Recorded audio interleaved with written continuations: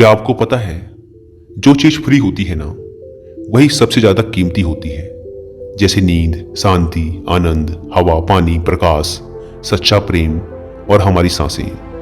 लेकिन विडंबना यह है कि हम इन्हीं चीजों की सबसे ज्यादा बेकदरी करते हैं।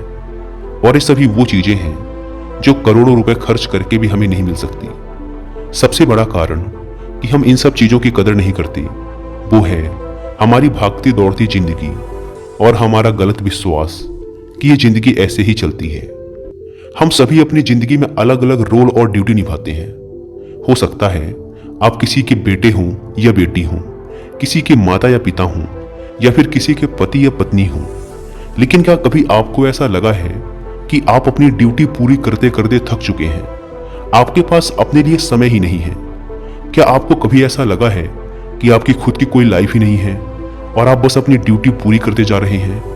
असल में हम जिस भागती दौड़ती दुनिया में जी रहे हैं, उसी के कारण हमें ऐसा महसूस होता है जैसे कि हमारी कोई अपनी पर्सनल लाइफ है ही नहीं, जैसे इस दुनिया में हम एकदम अकेले हैं। आज की इस भाग दौड़ भरी जिंदगी में हमें हर एक चीज चाहिए और तुरंत चाहिए।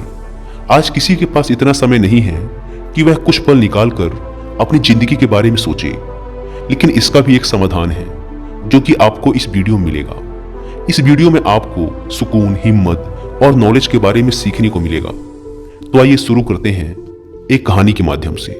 एक बार एक दुखी और परेशान व्यक्ति एक बौद्ध भिक्षु के पास जाता है और उनसे कहता है, मुनिवर, मैं बहुत दुखी हूं, कृपया मुझे मेरे दुखों को दूर करने का कोई तरीका बताएं।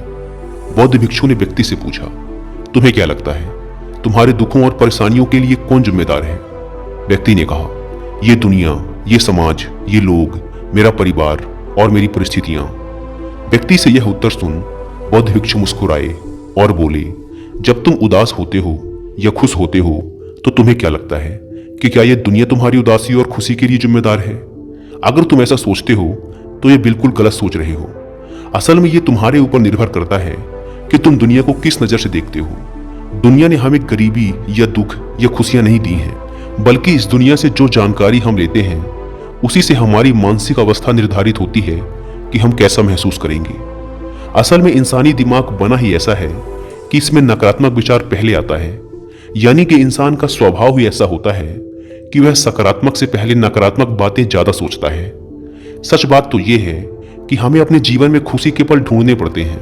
हमें खुद को ऐसा तैयार करना पड़ेगा कि हम हर पल, हर स्थिति में खुश रह सकें, क्योंकि खुशी किसी मौके की मोहताज नहीं है। यह तुम पर निर्भर करता है कि तुम खुश रहना चाहते हो या दुखी। गौतम बुद्ध की एक बहुत ही प्रसिद्ध कहावत है, आप जो देखते हैं वह दिखाता है कि आप कौन हैं। यानी कि हमारा नजरिया हमारे व्यक्तित्व और हमारी सोच पर निर्भर करता है। जैसे अगर हम नकारात्मक हैं तो दुनिया में हर चीज हमें नकारात्मक लगेगी, और अगर हम सकारात्मक हैं तो हम हर चीज को सकारात्मक नजर से देखेंगे। जैसे कि बुद्ध की नजरों में हर इंसान ही बुद्ध स्वरूप था। अगर तुम अंदर से खुश हो तो यह दुनिया तुम्हारे लिए एक खुशहाल जगह है, लेकिन अगर तुम उदास हो तो फिर तुम्हें चारों तरफ उदासी ही नजर आएगी। यानी कि सब कुछ हमारे नजरिए पर निर्भर करता है। लोग एक ही स्थिति पर अलग अलग तरह की प्रतिक्रिया देते हैं, और ये प्रतिक्रिया उनके मन को शांति भी दे सकती है और सिरदर्दी भी। जैसे अगर कभी किसी का दिन बुरा जाता है तो फिर वो हर चीज, हर घटना को उसी से जोड़कर देखने लगता है। मगर ये सोच गलत है। लोगों को समझना चाहिए कि ये सब वो गुस्से में सोच रहे हैं, और गुस्सा एक थोड़े समय तक रहने वाली भावना है। इस बात पर ध्यान दो कि कब तुम्हारी बुरी भावनाएं तुम पर हावी होती हैं, ताकि तुम उन भावनाओं को खुद पर हावी होने से रोक सको। क्योंकि ये अस्थायी गुस्से और चिंता की भावनाएं तुम्हारे जीवन के सबसे महत्वपूर्ण निर्णयों को गलत तरीके से प्रभावित कर सकती हैं। जैसा कि मैंने पहले कहा कि गुस्सा एक अस्थायी भावना है जो कुछ देर बाद खुद ही शांत हो जाएगा। तुम इसे एक बादल की तरह मानकर चलो जो अभी आसमान में है और कुछ देर में खुद ही गायब हो जाएगा।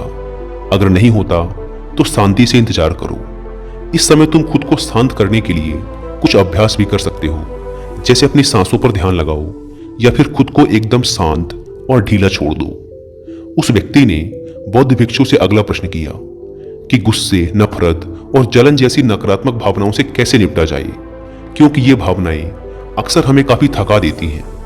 बौद्ध भिक्षु ने कहा, जागरूकता। अपने विचारों के प्रति जागरूक होना ही वह पहला तरीका है जिससे तुम अपनी मानसिकता को बदल सकते हो। बौद्ध भिक्षु ने उस व्यक्ति से पूछा, वैसे जब तुम्हें बुरा महसूस होता है तो अक्सर तुम्हारी पहली प्रतिक्रिया क्या रहती है?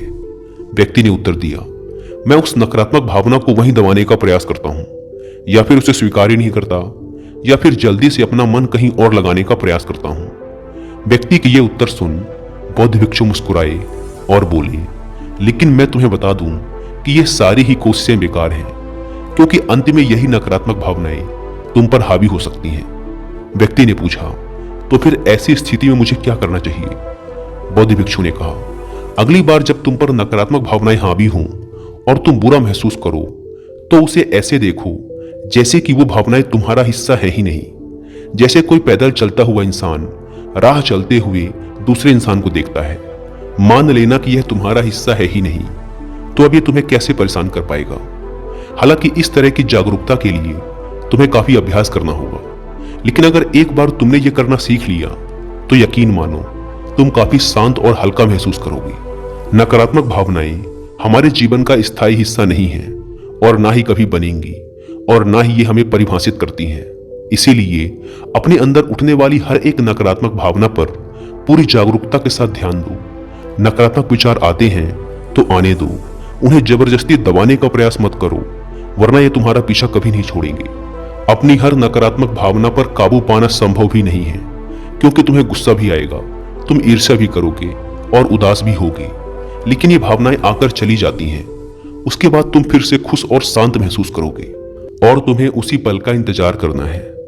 व्यक्ति ने बौद्ध भिक्षु से अगला प्रश्न किया, मुनिवर, संबंधों का हमारे जीवन में कितना महत्व है और गहरे रिश्ते व नए दोस्त कैसे बनाए जाते हैं? बौद्ध भिक्षु ने कहा, दूसरों के साथ अच्छे रिश्ते बने रहने पर लोग सुरक्षित महसूस करते हैं। इससे मानसिक शांति बनाए रखने में भी सहायता मिलती है। किसी परेशानी या विपदा के समय लोगों को कोई ऐसा व्यक्ति चाहिए होता है जो उनके साथ खड़ा रहे। सोचो, अगर तुम्हारा कोई प्रियजन तुम्हें छोड़कर चला जाए तो क्या तुम्हारी महंगी गाड़ी तुम्हें तसल्ली दे पाएगी? क्या तुम्हारा आलीशान घर तुम्हें तुम्हारी मुसीबत से बाहर निकालने में मदद करेगा? नहीं, क्योंकि चीजें इंसान की जगह नहीं ले सकती। तुम चाहे कितने ही अमीर क्यों न बन जाओ, मुसीबत के समय तुम्हारा परिवार और तुम्हारे सच्चे मित्र ही तुम्हारे काम आएंगे।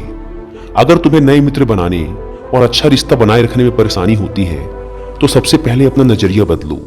बिना लोगों को अच्छे से जाने उनके बारे में अपनी गलत राय बनाना बंद करो। तुम जितना खुले दिल और दिमाग के साथ अपना जीवन जियोगे, तुम उतनी ही आसानी से लोगों को समझ पाओगे।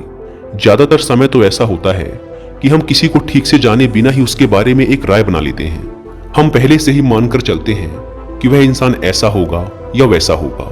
इसीलिए दूसरों के बारे में जानने और समझने के लिए थोड़ा समय लो। हो सकता है कि सामने वाले को लेकर बाद में तुम्हारी राय एकदम से बदल जाए।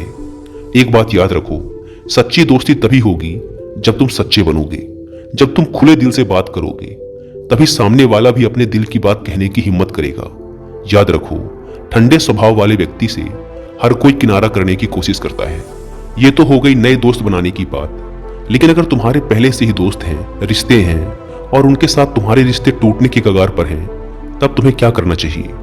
एक बात हमेशा याद रखो, एक अच्छा रिश्ता बनाए रखना ऐसा ही है जैसा ठंड रातों में आग के पास बैठना।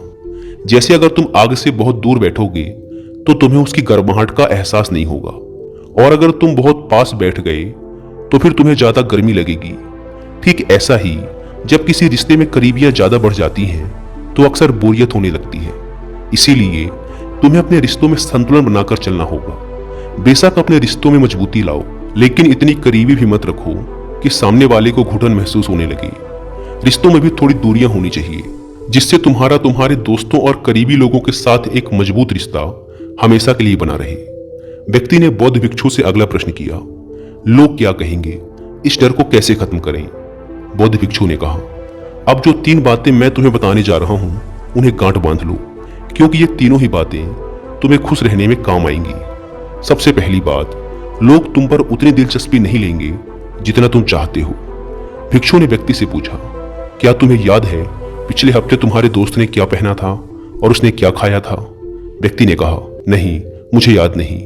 तब भिक्षु ने कहा, जैसे तुम्हें दूसरों की छोटी छोटी बातें याद नहीं रहती, तो फिर उन्हें तुम्हारे बारे में कितना याद रहता होगा। और जब लोगों को तुम्हारे बारे में याद ही नहीं है तो फिर चिंता करके क्या फायदा कि लोग क्या कहेंगे। असल में लोग हमारे बारे में उतना नहीं सोचते जितना हमें लगता है। दूसरी बात, हर कोई तुम्हें पसंद करे ये जरूरी नहीं। क्या तुम सबको पसंद करते हो? नहीं ना। तो फिर तुम दूसरों से क्यों उम्मीद करते हो कि वो तुम्हें पसंद करें? अगर कोई तुम्हें पसंद करता है तो अच्छा है, और अगर नहीं करता तो कोई बात नहीं। किसी की पसंद या नापसंद से तुम्हें फर्क नहीं पड़ना चाहिए। इन बातों को स्वीकार करना सीखो कि ये सब जीवन का हिस्सा है। जब सबको खुश रखना संभव नहीं है तो फिर हम इसकी इतनी चिंता क्यों करें? तीसरी बात, ज्यादातर चीजें जो हम दूसरों के नाम पर करते हैं असल में खुद के लिए कर रहे होते हैं। इसीलिए खुद के प्रति ईमानदार रहना भी एक बड़ी बात है। तो अपना दिल बड़ा करो तो दुनिया भी तुम्हारे लिए दिल बड़ा करेगी, लेकिन अगर तुम स्वार्थी बनोगे तो दुनिया भी अपना स्वार्थ निकालेगी। सभी लोग प्रार्थना करते हैं कि उनका परिवार सुरक्षित रहे। क्यों? क्योंकि वो अपने परिवार से प्रेम करते हैं।